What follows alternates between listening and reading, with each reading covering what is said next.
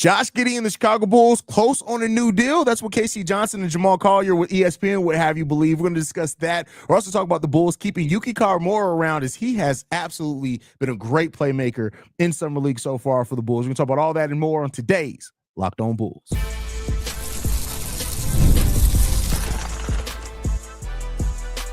You are Locked On Bulls, your daily Chicago Bulls podcast. Part of the Locked On Podcast Network, your team every day.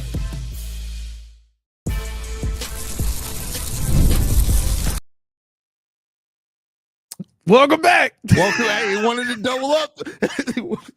Thank you for tuning in to Locked On Bulls, member of the Locked On Podcast Network, where it's your team every single day. That's Pat the Designer, host and creator of the Windy City Breeze and host of the Chicago Bears podcast over at ESPN 1000. I'm Haize, host and creator of Chicago Bulls Central, Chicago Bears Central YouTube pages and podcasts. Pat, when I'm not here, do you introduce yourself with the same excitement as I do? Do you say I'm the host of the Chicago Bears podcast? You just say I'm Pat. I'm pretty sure I just say it's your boy Pat the Designer back at it again. I think I just go with my normal intro. I don't get as prestigious as you do, so nobody can do it like you, Haize. Man, we appreciate you guys for tuning in every day. We're going to break down everything going on with the Chicago Bulls, and we're starting off with this Josh Giddy thing. So Jamal Collier of ESPN noted yesterday that Josh Giddy and the Bulls have had some very positive discussions in regards to the new contract, even going so far as to say that Josh Giddy had a meeting with Billy Donovan in the last couple of days and has a meeting scheduled with the Bulls front office sometime this week, which it's Wednesday. It only leaves a couple of days left. But, Pat, it seems like Josh Giddy and his representation are going to have one last meeting with the Chicago Bulls. And I'm guessing at that point, the determination is either we're taking whatever the Bulls' best offer is or the qualifying offer. If I had to just guess where they are at this point in time, How do you feel about the Bulls and Josh Giddy being close to a new deal? Yeah, listen, I mean, I think that this probably means they're going to settle on whatever the price is. I don't know if this means the Bulls have acquiesced a little bit more closer to $30 million. I don't know if this means that Josh Giddy is willing to take now a little bit less than $30 million. Excuse me, but the conversation now is probably around him getting a long-term deal done, which is what I expect to happen here, because I talked about it, right? Like, you can bet on yourself. You can go out there and you can be the 15-8-8 guy.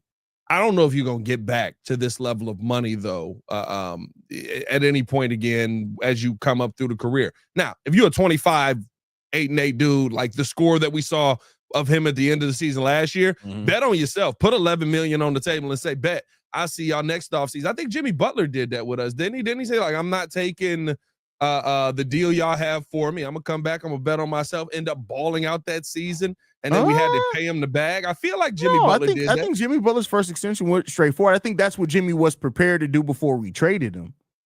Was that the I think I thought we gave Jimmy a kind. Did we not give Jimmy a big deal? Or we a big did, deal for that era? Yeah, but I don't think that, I don't remember those talks going. I do know, and people forget this. I talked about this on Central today. Joakim Noah went through that. People forget that. Joakim Noah's first deal coming out of his rookie scale extension, him and the Bulls had a long negotiation in regards to that, in which he ended up getting a really sizable deal. But I don't remember. I'm not saying you're wrong. I don't remember it off the top of my head. Rookie year, 4-year, $5 million deal. And then, he played out his full rookie year, all 4 years, and then he got a 5-year, $92 million deal from the Chicago Bulls. Yeah, but that means he didn't play on the qualifying offer. Qualifying offer would be his 5th year. Yeah, so if he had an extension between 4 and year 5, that means 5th year. Yeah. So he got it straight up. Shout out to him. Yeah. But maybe the Bulls were offering him a deal. Maybe the Bulls were like, we're trying to pay you less and offering him a deal. Either way, like, I think the fact that, you're in this position with Josh Giddy where, you can get this deal done. It seems like from what Josh Collier's reporting, I got too many J's in my mind now. What Collier's reporting is that it's coming from a very amicable, hey, listen, we're on good terms here kind of place. I think that's the best you could hope for out of this whole Giddey situation. And it does not seem like there's going to be like any lingering like animosity after these deals or this deal or anything like that. It seems like they had a negotiation, and negotiations get a little bit rough. It doesn't mean that like you hate each other coming out of it, but like when you negotiate, me and you've both said it, like usually a good negotiation is where both sides feel like they gave up something that they didn't want to give, or they didn't get something that they wanted out the deal, is usually where the best negotiations come from. I think Jamal Collier in his reporting floated around $25 million. We know that reportedly Josh Giddy wants around 30, so it's going to be interesting to see where the number splits at there. But Casey Johnson, for what it's worth, also on the fast break yesterday evening, basically reported the same thing that Jamal Collier from ESPN did. So again, having that local guy to back up that reporting does make it seem like a deal getting done here is probably happening sooner rather than later, which I think is best for all sides. Hey, and by the way, hey, if the Bulls get Josh Giddy at $25 million, all y'all Bulls fans, I'll get your hands ready because you're going to be clapping for Arturas Karnisovas. Hell of a deal. Listen, I tell you this, Pat, and we got to wait to see what the deal's coming down to. Depending on this Josh Giddy deal, the Matas Buzelis draft pick, the Noah Essengay draft pick, we'll the deal. We'll see. We got a longer road on that one. The Trey Jones deal, which was a solid re-sign, and the Isaac Okoro trade, AK's quietly had a pretty solid offseason. It's so weird, bro, because like I literally am just like, did he legitimately just say we're not going to do anything and we just going to sit on our hands and see what this team does for like 3 years? Because remember when he first came in, he was like deals. And then the first it was nothing. Came in, and then people forget too, even that second offseason, right? Like after the Lonzo Ball went down and the Bulls got eliminated by the Bucks, that next offseason, we brought in Goran Dragic and Andre Drummond to help solidify our bench, and Goran Dragic didn't work out, but people forget that, like, it's not like AK just said, oh, well, we're just not going to do anything. Like, Drummond ended up staying here for years, being pretty productive. I think that clearly that signing was still them hoping or thinking that Lonzo Ball was going to return. I do think that now he waited way too long to pivot off of it, but I do think that there was that thing that they just really thought Lonzo was going to come back and be fully healthy, and that's really what kind of threw off those plans there. Yeah, I can see that. I can fully see that. The one thing that I like about this, if you do get this deal done, is that you got it done in a respectful way that it benefits the player, it benefits the team moving forward, and you don't have that animosity created. Again, now this is not, and I think people got to realize this too,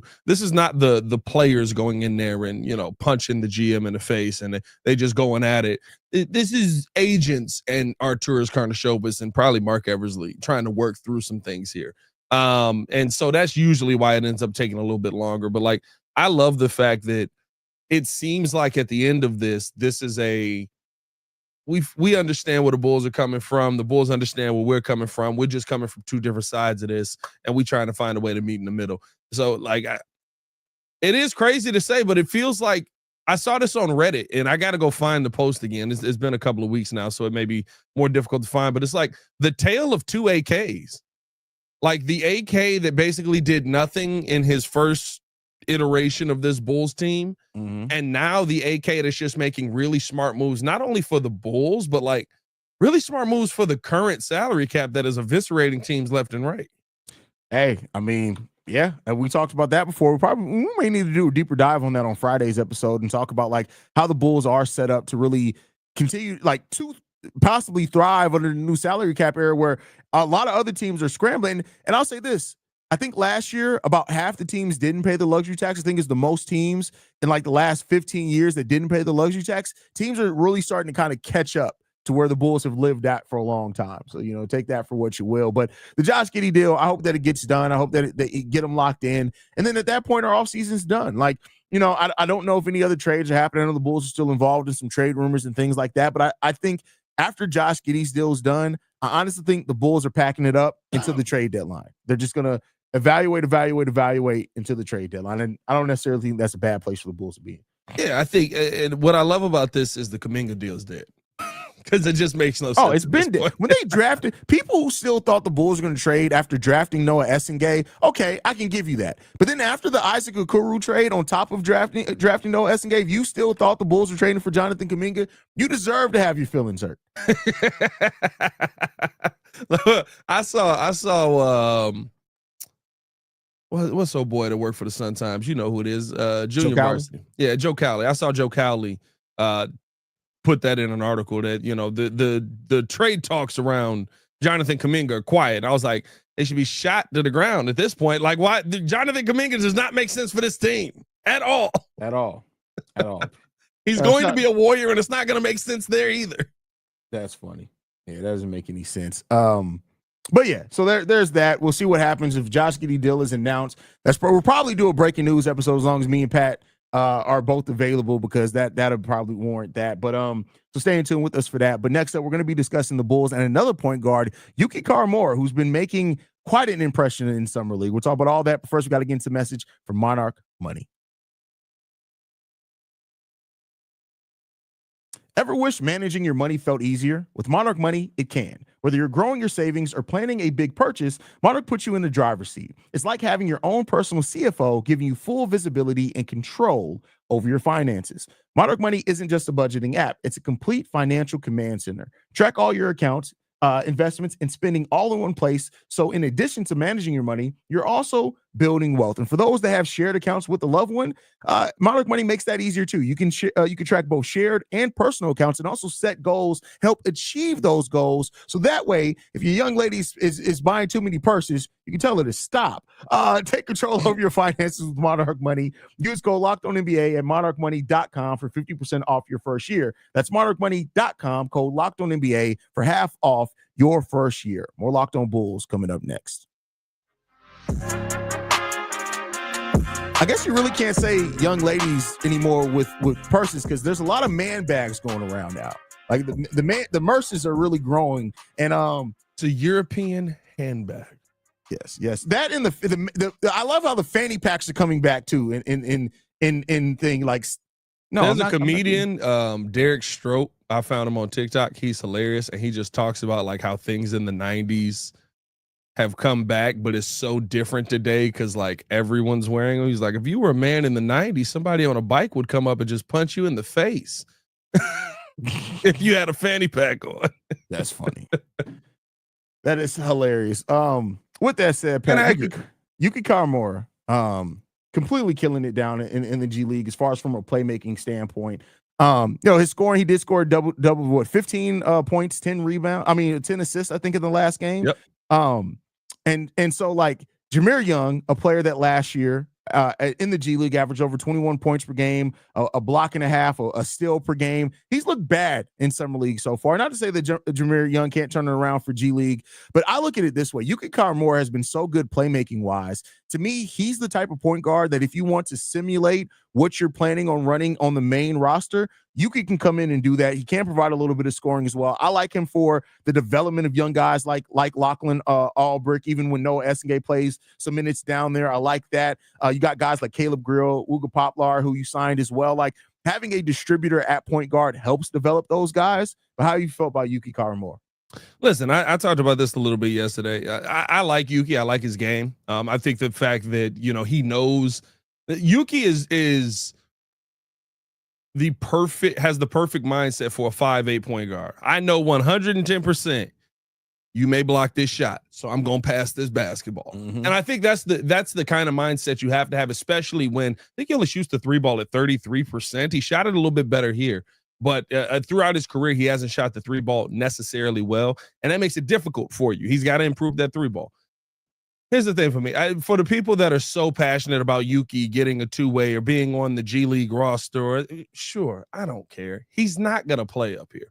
Mm. Like, he's not going to be an NBA point guard. You can throw the Muggsy Bogues comparisons at me. You can throw it. Like, I wish him nothing but success. I'd love to see him become an NBA point guard. But a league where you are not a elite defender for your size, where you're really causing issues for people, you're completely undersized. This isn't even like old boy in New Orleans that's undersized, right? This ain't even, a Trae Young at 6 foot tall, undersized. This is we're both taller than him. We are both taller than Yuki Kawamura. Yeah. So if you want to have Yuki on the team, sure, he's not going to play at the NBA level. And I think that to me is the thing where I'm not bothered by it either way, because I don't think Jameer Young's going to play at the NBA level either, and he is taller. Yeah. So, swap them around. Maybe Yuki, the one thing I'll say about development at the G League level, I would like to see Yuki with Lachlan Albrick, because I think that Yuki's going to focus on getting everybody else involved. I do think that's very important. for G League players, especially if you're trying to develop your pieces. We're not drafting any more point guards. So get you a guard whose focus is facilitating. I would like to see that. I think he's got a good IQ, and he can move the basketball up and down the court and get the ball to guys like Lachlan Albrecht, Noah Essingay if he spends any time down there. Like those are the things that's why they had Dalen Terry down there in the beginning for so long, because Dalen Terry was leaving down there every game with 14 assists. Yeah, and he was him and Adama Sanogo was actually a nice duo there in the G League for a minute. So yeah. I'm gonna miss Adama. Yeah. He wasn't getting on we actually play either. against them on Friday. They added that game to the schedule, so that'd be He's interesting. Still slow. I saw him. They were doing an interview with him in the game we was watching. They were doing it not with him, but doing an interview with one of the draft picks, and Adama was just in the back moving them feet slow. I was like, they ain't getting no faster. Yeah, Adama. But yeah, I think Yuki's the perfect player for that G League level of competition. Like you said, I if he makes it to the NBA, great. I mean, no knock on him there, but I do think if you're looking at how he can best help the Bulls, is that he can help develop those guys that you drafted. He can help get the ball to Lachlan Albrecht. He can help get the ball to Noah Essingay for the time he spends down there. He can help get Caleb Grill and Wooga Poplar wide open 3-point shots with his ability to drive and create off those drives. They're not shooting. Surprisingly enough, they're not shooting in summer. Like, you came in here because you guys were elite shooters, and you're not shooting. I don't think I've seen Caleb Grill shoot yet. I ain't gonna lie to you, he made a 3 in game 2. I remember he made a 3 in game 2. I don't even think he played in the third summer league game, so there's that. But yeah, Yuki's a perfectly fine player for that level of competition. I do like watching him play basketball because his vision is truly next level. We could talk all day about is he an NBA player or not, but I tell you what, that playmaking is NBA level. It's just, unfortunately, you have to have size. You have to have more than just that to be good at the NBA level. So we'll see if he could develop that. I mean, listen, Dysfunctional said heightism is the thing. Yeah, in the NBA, yes, heightism is a thing. Yes. If you are under 6 feet tall by a lot, yes, heightism is a thing. By the way, we always talk about them lying up. Is he really 5'8"? Or is that, I don't think you're going to lie when they 5'8". Like, at that point, why lie? Because if he was actually 5'6", that makes it more impressive. It's like at some point, it's like, and either embrace the shortness. Going shorter makes it better. It makes it better. Yeah. So, but no, I didn't say going smaller makes it better. That would have been the pause thing there. You're good, bro. I know you got a little pause PTSD right now after the clip the other day, but you're good, bro. I was nervous on that one. No, but the one thing that I love about Yuki and where it's gonna be. If he does make the roster, it will be because of this, is because he focuses on what he does well. And there's so many NBA players that I would love to see do that on this team. Absolutely. Patrick Williams. Like, the thing that you do well, just focus on that, develop that, because that's what gets you on the floor. Like, Yuki has a skill set that can get, the problem is he can't defend nobody. Like, he would get picked on in the pick and roll all day. Yeah, can you imagine Jason Tatum getting switched on to Yuki Kawamura? No. Oh my God, bro! Like, forget that. Like imagine somebody imagine a Dylan Brooks getting switched on Yuki Kawamura. Yuki might swing on him. Yuki took on a little bit too much Memphis. Yeah, I mean, I heard Yuki drop a type-ish. I almost messed up on the pod. I heard Yuki drop a type-ish on in an interview, and I was like, wait a minute, wait, he dropped with Ja a little too much. Wait, really? Yes, bro. He said Ja Morant's been teaching me English. That's crazy. He was like, what type of stuff has he taught you? He was like, or what's your favorite thing he's taught you? He was like, type-ish. And I was like, oh, Ja, dang it. That sounds like exactly what Ja would teach somebody too. It's like, hey, Ja, can you help me learn English a little bit more? Yeah. So what I need you to do first, I need you to type-ish, and then if he was from Chicago, you'd be like, phone him. You gotta drop a phone him. Oh, phone them grave. Phone them grave. On bro. But yeah, let us know your thoughts on Yuki Kawamura down below. The Bulls do take on today in Summer League. They take on the Milwaukee Bucks at 5:30 Eastern, 4:30 Central Time. So we'll see what happens with that one. I don't know if I'm gonna be able to do a live call on that one. I know I'm not. Before we get out of this topic, though, you got to comment on this, bro. What were your thoughts, bro? Bro, I mean, blockers get dunked on. Like, the picture makes it look terrible. No. The dunk made it look terrible. The dunk was crazy. This man got dunked on. bro. Like Vince Carter, bro. Bro, it's it is what it is. Like, yeah, hey, but he gave him that work that game too. So He did. He put up 21, which is always something you can argue back. Like, quiet is kept. He's playing better than Ace Bailey. Yeah. The last 2 games he's playing better than a lot of lottery picks, but we're gonna leave that be. We'll talk about that at the end of summer league. We'll get into that because I don't think they're ready to hear that quite yet. Because all the Bulls fans, the sky's falling. They was tripping over Juan Barringer having 7 blocks. We'll talk a little bit about that, man. Next up, though, we're going to talk about the Bulls' preseason schedule, which, tell you what, Pat, if you're looking for a preseason, any type of schedule to get you ready for the NBA season, the Bulls surely got one of those, man. We'll talk about all that and more right after this.